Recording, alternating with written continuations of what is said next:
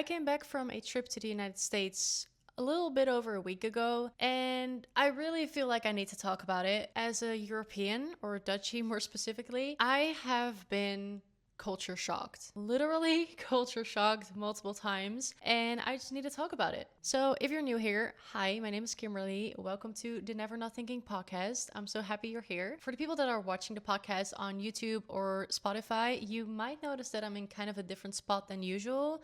And that's because I put my Christmas tree up, and it's right over there where I used to record my podcast. But yeah, that's why I'm sitting over here with my lovely white wall in the background, which I still need to paint. That's a whole nother story. Maybe that should be on my to-do list for 2026, who knows? If you're wondering why it's so dark in here, I'm kind of fighting the daylight a little bit. It's been so dark and gray in the Netherlands the past couple of weeks, months, who knows? I kind of lost track, to be honest. But enough about that. Let's go and talk about the topic of today, which is my trip to the US. So we spent a week in Boston and then 4 days in New York, which, to be honest, was a little bit too short. Could have been a little longer, but then again, New York's expensive, so maybe it was for the best. We literally had the best time. I was super nervous though, because it was a long flight. And we had a lot of turbulence on the flight, which I don't really particularly have a fear of flying. But this time I was really feeling it. I was really anxious.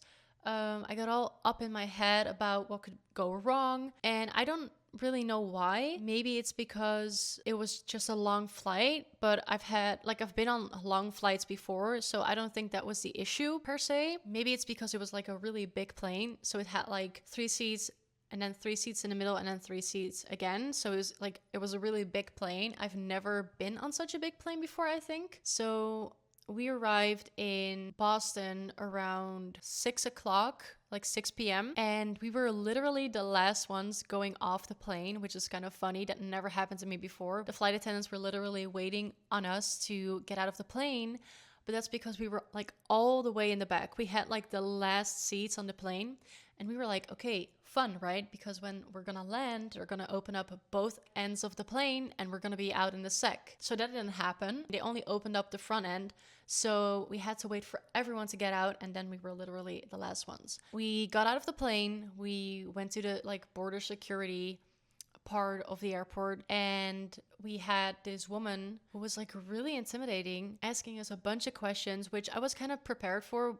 Which, now that I think about it, maybe was kind of the reason that I was super anxious as well. Because you hear all these horror stories about them like taking you apart and then asking you all these questions. And I mean, we had nothing to hide, but it was still, I don't know, it's just kind of intimidating. I feel like that's just not really a thing here in Europe. I've never really experienced that before, so it was kind of like traumatizing to me. And she made like a joke in between, but we didn't really know it was a joke because she was like so serious the whole time. We were just kind of like nervously laughing, and then we had to do this finger scan. I was so anxious that I literally couldn't even hold my finger still on the thingy because I was like shaking because I was so anxious. And I was like, I need to keep my finger still, because if she sees I'm shaking, she's gonna think that I'm like being weird or like I'm hiding something. Had a lovely week in Boston, just walked around a little bit, explored. Oh my god, finally went to Target for the first time. That was an experience. I love Target. I love how convenient it is. They have everything. This wasn't even a big Target that I went to, but I love Target. I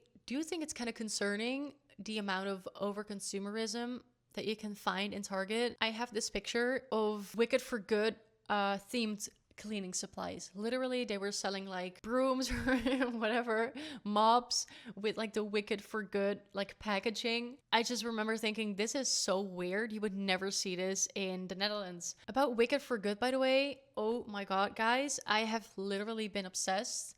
I went to see the movie in Boston in one of the AMC theaters. Another culture shock, by the way, because the snack aisle in the theaters is insane. They had all these Wicked themed snacks, and the buckets of popcorn are just huge. And I know this is kind of a cliche, but I was just shocked about it.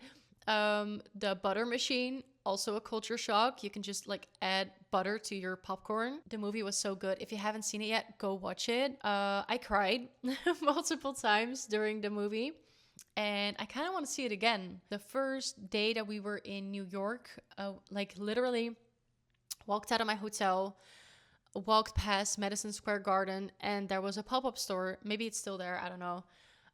For the new Wicked movie. So we went in there. I was like all excited, of course. And this lady came up to me, like the employee from the store. She walked up to me. She was like, "Hey, FYI, if you buy a record now," because there were all like these vinyl records. "If you buy one now, you can go to the signing session with Steven Schwartz tonight. He's the composer of the album." I was so stoked, but then again, I also was kind of disappointed because she was like saying it like this, like, "By the way, there's a signing session tonight if you buy a record now." And I was like, signing session with who? Like, is Ariana coming? Is Cynthia coming? Like, who is coming? And she was like, "So it's a signing session with Steven Schwartz." And I was like, okay, that's really cool. Still kind of disappointed that Ariana wasn't coming there, or Cynthia, or, you know, Jonathan Bailey. I don't know. But still, I thought it was really cool. So at the end of the day, we hurried to the pop-up store. It's an exclusive thing, you know, for the people that bought a record today. So I arrived there. I think it started at 5 p.m. and we arrived at like 5 minutes past. There was this huge line of like 200 plus people. We went to the back of the line, waited very patiently, and the line didn't move at all. Literally, I think we waited for like 30 minutes and the line didn't move at all. So eventually we were like, I'm too tired. Like I did my 30,000 steps today. I need to go lay down. So we got out of the line, unfortunately. Did peek inside of the window though, and I did see Steven Schwartz, which is really cool. Now that I think back on it, I'm like, maybe I should have gotten his signature. It would have been really cool. Then again, I was so tired. It's easy to say this like now, but back then when I was standing there in line, my feet were hurting so much and I was just too tired, too overwhelmed. My first day in New York, I was done for the day. I think we also ordered in food that day because it was just like we were just too tired to go out to eat. And the first day we kind of just walked around. We went to Central Park, which is gorgeous, by the way. I could talk about Central Park for hours. And I love that when you're in Central Park, you look the other way, you can see like the whole skyline of New York, which is really, really cool. We left New York on Thanksgiving. That was really cool to experience Thanksgiving. We didn't have Thanksgiving dinner, unfortunately. Well, actually, I did. When we flew back on Thanksgiving night, my boyfriend has like an Amex card, so we can go into the lounge, like the Amex lounge, and they actually had like a whole buffet with like turkey, green beans, mac and cheese. So I kind of did have like a little Thanksgiving dinner. Obviously, not the original like Thanksgiving experience. Maybe someday would be really nice to experience like a real Thanksgiving dinner. But it was just so fun. There were like people walking around in like Christmas sweaters.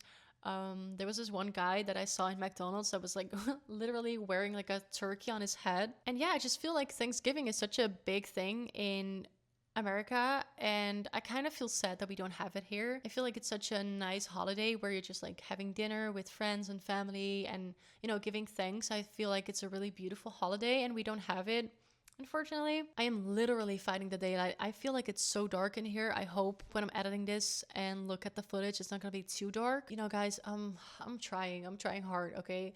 Next episode, I will record it in the morning because this is no fun.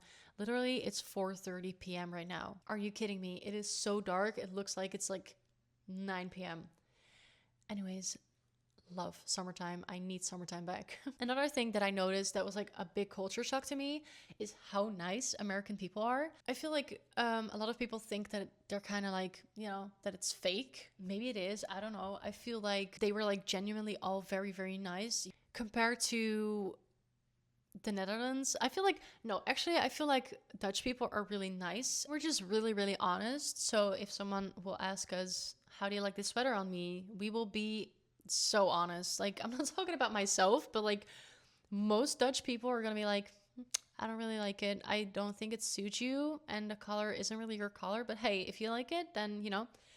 American people would probably say something like, oh my God, girl, you look stunning. This is your color. Like, and maybe they're lying, but I feel like sometimes lying in that kind of situation is a good thing. I'm kind of like losing track of what I was going to say. American people, to me, felt like they are genuinely so nice and helpful. I've had so many like short conversations with random people. When we were on the train, for example, from Boston to New York, we had this conversation with this elderly woman like that was sitting in front of us. She just kind of started talking to us like, hey, are you guys Dutch?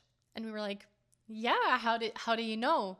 Yeah, my son-in-law is Dutch, and he's living here now with my daughter. I'm actually visiting them for Thanksgiving.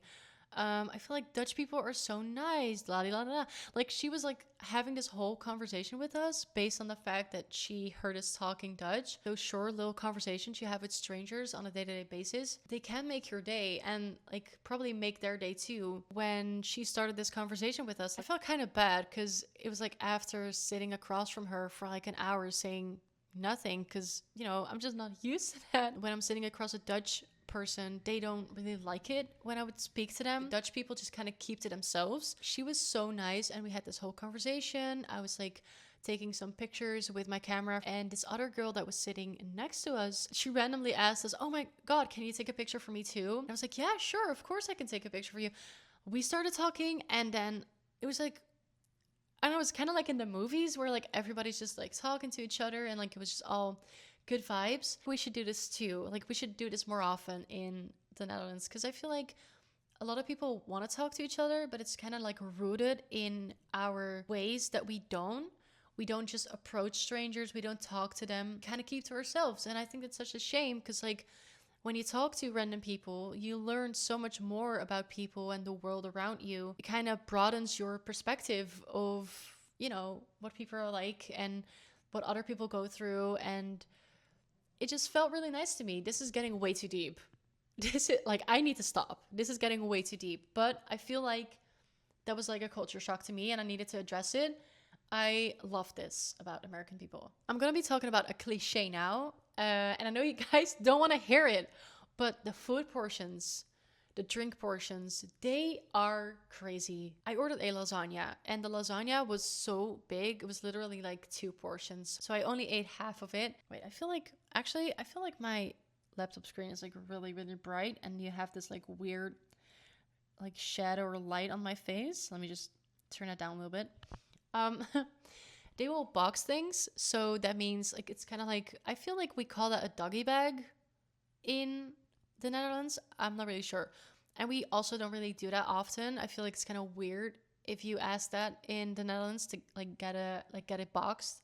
That's what they call it. Literally everywhere we went to, every restaurant, lunch place, whatever, they would provide the service of boxing things for you. You could bring it home, which I think is such a convenience. We should honestly start doing this in the Netherlands. I feel like it would be such a good thing to do, to not, you know, waste food. All the food I've had in America was so good. There's this kind of stigma around food being like super bad there. But now that I've actually been, I feel like it's really up to you. You're in charge of what you eat. You're in charge of what you buy. I think it's definitely possible to eat healthy in America. I've noticed that there were actually a lot of healthy food options in New York. I saw a lot of like salad bars, like salad restaurants, which I feel like is not really common here, or maybe I'm just missing them.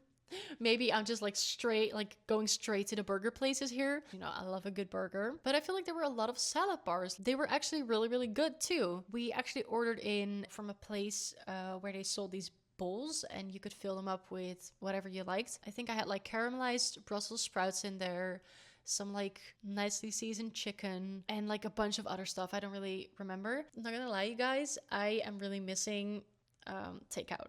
I'm really missing takeout. Where I live, the only places I can order are like one Thai restaurant, which is really good though, like a Domino's, and like a how do you say that? Like a frituur. What is that called in English? Wait, let me look it up. It just says fry.